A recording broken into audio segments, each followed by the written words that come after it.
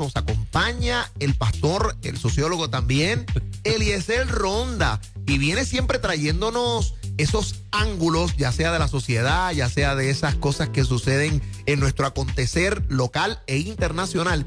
Y hoy tenemos una noticia súper interesante y queremos que prestes mucha atención, porque a veces son casos tristes o trágicos.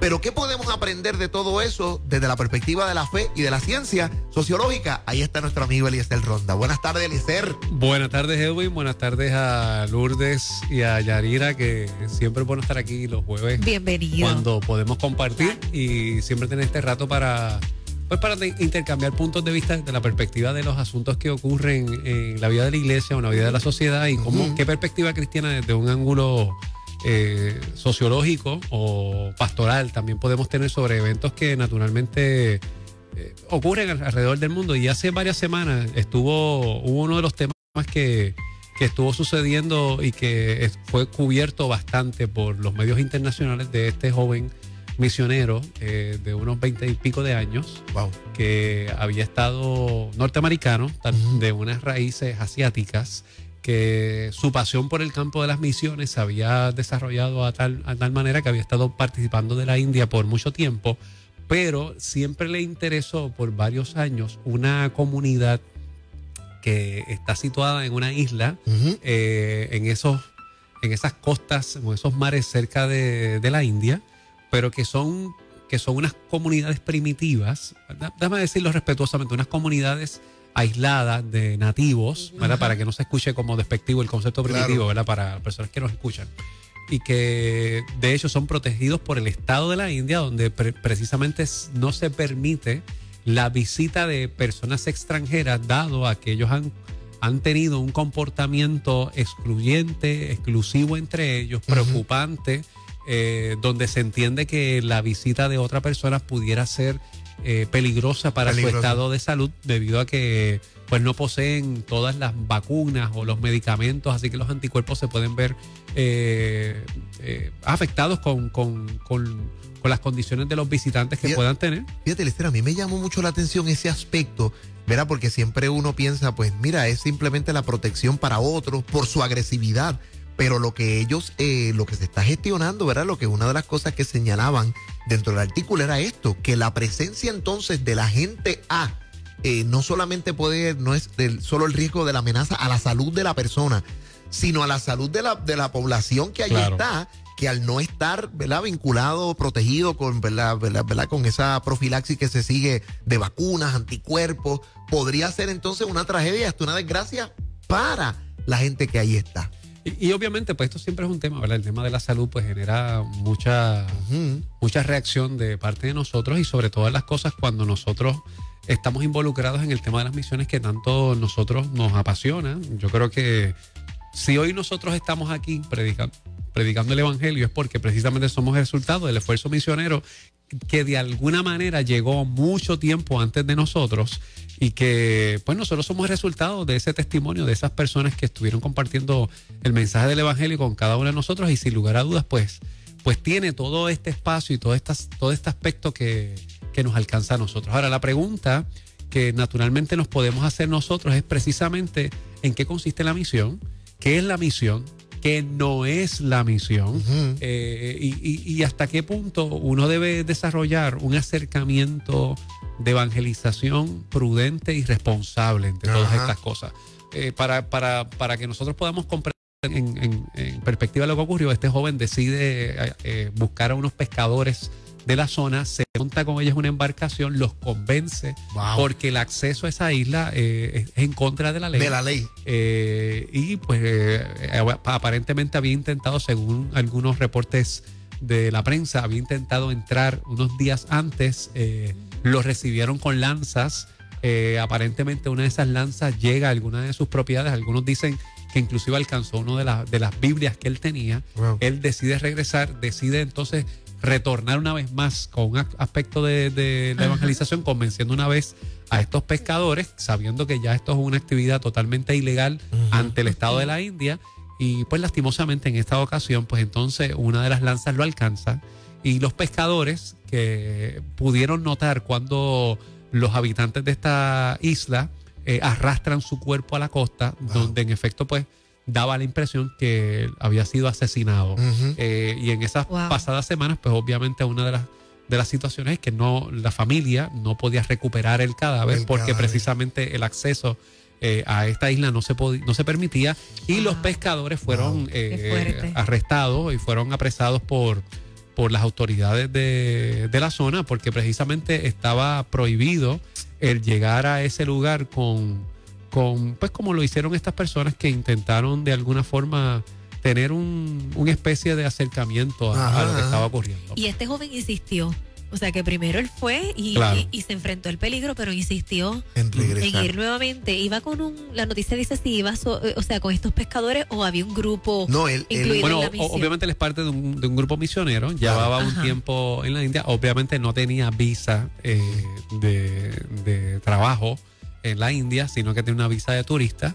Eso es parte de toda la investigación y de las circunstancias que han ocurrido, porque pues algunos misioneros llegan a algunos países con un visado de turista y entonces lo que hacen es que entran y regresan. Exacto. Y en teoría pues eso no es permitido ante las autoridades de cada uno de estos países. Así que esto es un tema bastante denso, bastante complejo, porque obviamente combina también la pasión por el proyecto de la evangelización. Claro, que ahí es donde el asunto de la vocación. Donde el corazón se le queda a uno, pastor, como estrecho, en el sentido de decir, porque está quizás la pasión que ha habido, ¿verdad? Hay tantas historias de la gente que ha tenido que infringir la ley en pro de que el evangelio avance en algún lugar, pero también está el asunto de lo práctico, la medida de la seguridad, hasta cuándo la pasión nos puede nublar y haya sido un intento apresurado, ¿verdad? Que tal vez por otros medios hubiesen podido establecer un poco de vínculo para tratar de hacer tantas cosas que uno piensa. Claro. Y obviamente esto ha generado en los sociólogos de la religión, en los antropólogos, en los que se dedican al tema de la teología de la misión, una serie de debates y una serie de diversidad de opiniones. Hay quienes elogian el esfuerzo, la entrega de este joven de querer compartir. Hay otros que básicamente señalan con preocupación las motivaciones para hacer un esfuerzo misionero, porque se ven como una actividad de colonización, de invasión ilegal, y como un elemento ilegal, donde se combina la experiencia del compartir la buena noticia con el yo transgredir la ley que está en medio de todas estas cosas. Yo creo que es importante, para verlo desde el campo de la teología de la misión y de la sociología, que podamos mirar dos cositas que me parece que son significativas, y entre ellas entonces en trabajar lo que son las motivaciones de la misión. Claro. Hace un tiempo tuve la oportunidad de escribir un librito con un buen amigo que se llama Andrés Corrales, que es misionero radicado en Uruguay. En este caso, él es costarricense. Lo trabajamos como tema de misiones para jóvenes. En mi caso yo trabajé más bien como el aspecto teológico pastoral del campo de la misión, y él trabajó ya más bien la experiencia de la práctica. Y ahí nosotros tenemos que identificar, cuando hablamos de las misiones, de dos cosas distintas: lo que se llama el missio Dei y lo que se llama el missio ecclesia, que son dos cosas que se relacionan, pero no necesariamente son lo mismo ni van en la misma dirección.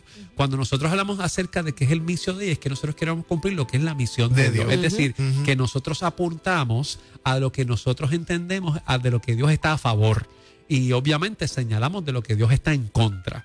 Es decir, pues los esfuerzos misioneros pues muchas veces están ubicados con todas estas personas que están ubicadas en ese valor de discrimen, de opresión, de pobreza, de atropellamiento, y en lo que no estamos obviamente ubicados es cuando la misión se involucra con la política para favorecer el poder de unas cosas. David Bosch, en su escribo que se llama La misión en transformación, él llama que la misión es el sí de Dios siempre y cuando y en tanto esté a favor de aquellos que están siendo oprimidos, señalados y marginados, y la misión es el no de Dios siempre y cuando y en tanto se confabula con el poder político para adelantar sus causas. Y es algo bien interesante, ¿verdad? Porque si hay algo que cuando nosotros nos aliamos al poder y no alcanzamos a los que no están siendo alcanzados por el poder, pues invalidamos la misión. Entonces, lo que nosotros hablamos con el missio ecclesia o ecclesiae, que es cuando se adelantan los propósitos de la iglesia. Y esto es bien importante porque Bosch dice en su libro La misión en transformación que la iglesia es el sinónimo del reino de Dios en el mundo. Es decir, lo que es el reino de Dios es como la iglesia debe hacer su esfuerzo de colaboración, de trabajo, de pastoral, de cuidado, de pedagogía, de aconsejamiento, de fortaleza comunitaria. Y en ese sentido, lo que está diciendo, cuando nosotros en el esfuerzo misionero lo que queremos adelantar el nombre de nuestra iglesia como organización, ese es el no de Dios. Fíjate, y eso, Eliezer, es interesante porque a la gente que nos está escuchando, a veces también tenemos que preguntarnos qué nos mueve a salir a cumplir con nuestro esfuerzo de misión. Por ejemplo, a veces tú ves que alguna gente va a tener una serie de actividades y está más preocupada por el proyecto de la iglesia, que se conozca mi iglesia, que el crédito se nos dé a nosotros, que el alcalde sepa que estamos aquí. Entonces tenemos a veces toda una serie de preocupaciones que a veces no tienen que ver nada con el interés de la misión del reino de Dios, de que la comunidad conozca a Jesús, sino al contrario, a veces decimos, vamos a darle para que los muchachos hagan algo, para que me dejen pues vamos a llevar un concertillo allí. Y no va relacionado ni a la necesidad ni a ese deseo genuino de compartir. Así que hay que tener cuidado con estas cosas también. Hay que llevar ese análisis también a nuestro corazón. Y a la misma vez también pensaba yo, ¿verdad? Que cuando se llega a esos lugares, a esas culturas distintas a las nuestras, cuando hablas de la ley, de esos no, esa parte que Dios no aprueba, de entonces a veces el misionero ceder a ciertas cosas sin ceder a ciertas cosas que están incorrectas. Ceder por cultura, sin embargo, no se logra, o por respeto, o por decirlo así, pero no se logra entonces el cometido de que ellos conozcan a Cristo, sino que nos estamos convirtiendo nosotros a ellos en vez de ellos a nosotros. ¿Eso se da también? Mira, varias cosas, ¿verdad? Esto es un tema bien largo que podemos hablar de muchas maneras. A mí me gusta mucho cuando el etíope y Felipe están en ese transcurso del diálogo, que el Espíritu le dice a Felipe que se acerque al etíope. Y Felipe le pregunta, ¿tú entiendes lo que lees? Y él dice, bueno, pero si nadie me explica no voy a entender. Entonces, y aquí yo creo que hay algo bien interesante porque Felipe se monta en el carro, se junta y camina con el etíope hasta que eventualmente ven agua y se bautiza, ¿verdad? Pero historia larga corta, para mí yo creo que es algo bien interesante que nosotros podemos ver desde ese diálogo para entonces entrar en lo que son las motivaciones de la misión, porque muchas veces nosotros estamos acostumbrados, y yo digo respetuosamente mal acostumbrados, a evangelizar contestando en vez de conversando. Y yo creo que este detalle es importante. Esto yo se lo digo a la iglesia que yo pastoreo, y siempre que hay una charla de evangelización en este tema, nosotros no estamos llamados a evangelizar por contestar, sino a través de conversar, que son dos cosas muy diferentes, porque contestar intenta callar y hacer quedar mal. Yo demostrarte que tú estás equivocado y yo estoy correcto. Cuando en la conversación yo lo que quiero es que tú conozcas a Jesús. Es que yo quiero escuchar tu corazón y quiero decirte qué es lo que presenta el evangelio como oferta de vida a tu necesidad, como a la realidad y al diálogo, ¿verdad? Como un amigo que se acerca. Como un amigo que se acerca, como las relaciones que se establecen. Mira, a mí siempre me ha llamado la atención desde la actividad geográfica en San Juan. Miren, nosotros cuando vamos al viejo San Juan, por alguna razón, nosotros siempre hemos visto que el viejo San Juan está pegado a la isla de Puerto Rico, pero cuando nosotros hacemos una reflexión real, la isla del viejo San Juan es una isla totalmente separada, que el puente Dos Hermanos la conectó. Y nosotros ya lo damos por sentado. Entonces, nuestro trabajo como misionero y como proyecto de la misión es cómo nosotros podemos hacer los puentes de contacto de manera que pueda haber la integración y que no se vean como elementos separados, pero para eso hay que entrar mucho más que en una contestación, en una conversación. Nosotros hablamos de por lo menos 4 motivos de la misión. 1, el motivo de la conversión, es decir, cuando se enfatiza el valor de la decisión personal y compromiso con Cristo y ve el reino de Dios como una suma de alma convertida. Hay gente que lo que le gusta es decir, mira, yo voy allá y allí se convirtieron 50, 200 personas, 300 personas, y ciertamente el número nos llama la atención. La pregunta es, ¿eso es la motivación correcta del campo de la misión? Otra, lo que llamamos las motivaciones escatológicas.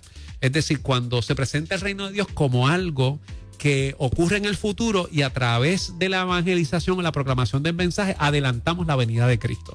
Hay personas que entienden que mientras más prediquen, más adelantan el que Cristo venga, porque según algunas interpretaciones del texto bíblico, particularmente en el libro de Mateo, cuando se predique el evangelio en todo el fin del mundo, entonces viene del Señor. Entonces, pues de alguna manera u otra. Pero eso es un fin más alto para la persona que lo compromete a un estilo de decir, no, esto es por. Claro, lo hacen, pero su motivación es, en la medida que yo predique, Cristo viene, ¿verdad? Entonces, esa es la motivación escatológica. Otros, como decíamos hace unos minutos atrás, su motivación es la de la plantación de iglesias. Destaca la importancia de formar comunidades en lugares y ven a Dios como la iglesia. Entonces, de alguna manera u otra, lo que me motiva a desarrollar un campo de evangelización no es tanto la transformación de ese lugar donde está ubicada una necesidad, es cómo yo puedo expandir el nombre de mi organización en otro escenario, ¿verdad? A nivel franquicia. Exactamente. Y están los que obviamente desarrollan una actividad filantrópica, que obviamente recalcan la importancia de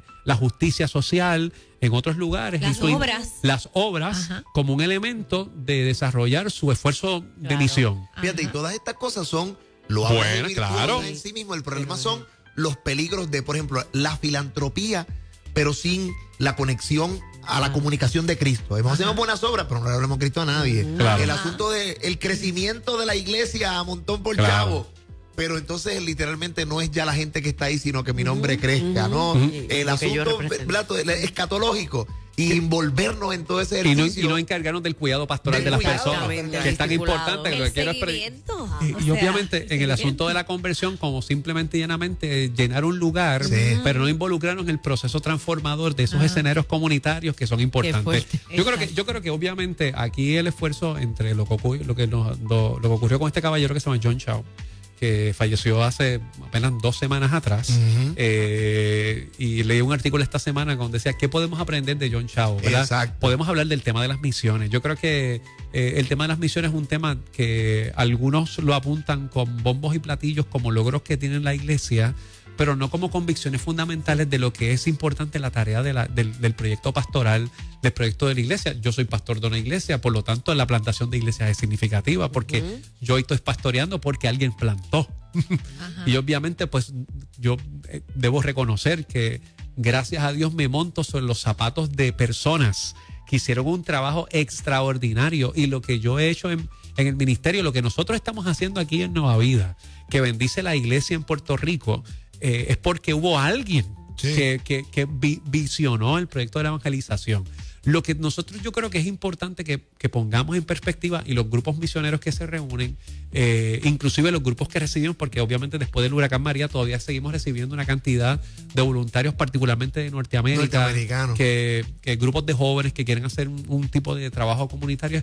¿Qué es lo que nos motiva a hacer el campo de las misiones? Y que eso también es misiones, o sea que a veces la gente piensa que las misiones es solamente salir, ¿verdad?, fuera del país, pero también dentro de nuestra comunidad nosotros hacemos misiones. Sí, el llamado es verificar qué me motiva a hacer misión. Y esta pregunta, cuando la conversamos, cuando la pensamos, cuando la reflexionamos, nos puede ayudar bastante a madurar lo que es el aspecto sociológico y antropológico de la misión.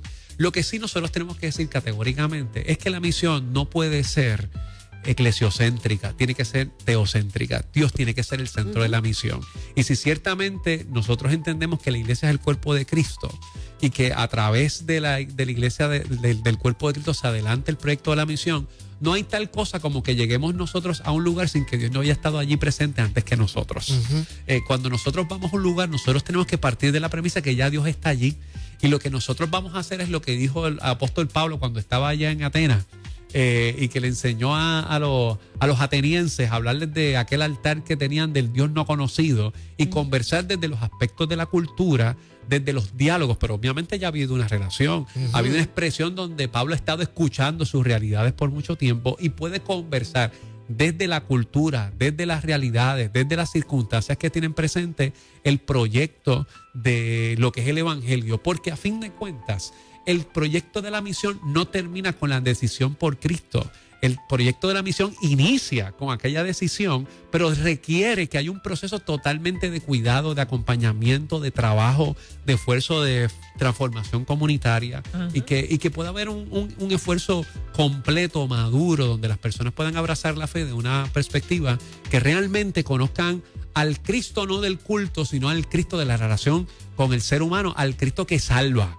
Y no al Cristo que simplemente me quita el dolor de cabeza del momento o que me quita el terror del momento. ¿Cómo eso está ubicado en todas estas cosas? Así que yo creo que esto es un buen tema que ustedes pueden conversar. Sí. Si pueden verificar, este libro lo escribimos hace varios años, que se llama Dios te invita a su aventura, Misiones para un nuevo milenio. Está enfatizado en grupos de jóvenes. Pero también se puede trabajar con un proyecto de discipulado. Lo puede conseguir básicamente en cualquiera de sus librerías, en Kindle, en Amazon, en cualquiera de estos recursos. Y obviamente hay muchos buenos libros que podemos trabajar. Así que con los jóvenes que están presentes, con los grupos que estamos haciendo, pensemos qué nos motiva a hacer misión y cómo nosotros podemos hacer que el nombre de Cristo sea exaltado más allá que el de nosotros. Amén. Oiga, usted ha escuchado al pastor Eliezer Ronda esta tarde dándonos un análisis extraordinario del proyecto misional pensado en la cultura, en la sociedad, y lo tenemos cada, jueves alterno, y usted no se vaya, nosotros regresamos.